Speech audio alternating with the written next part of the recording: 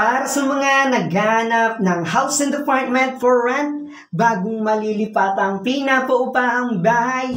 Hello everyone! Another unit na naman ang available. Ito po yung video ng na-visit natin at na-locate na bahay. Pinapaupahang bahay.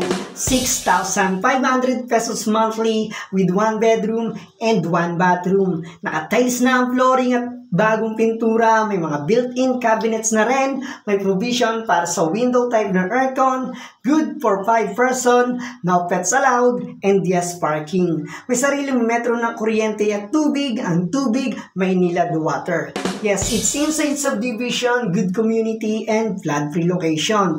Malapit sa highway, may malapit na school at sa market. Ito naman yung CR, may flush na ang toilet at merong shower, meron ding laundry area. Ito po yung vacant ngayong August 2025. Ito po yung house apartment for rent na 6,500 pesos monthly. Very affordable with 1 bedroom and 1 bathroom.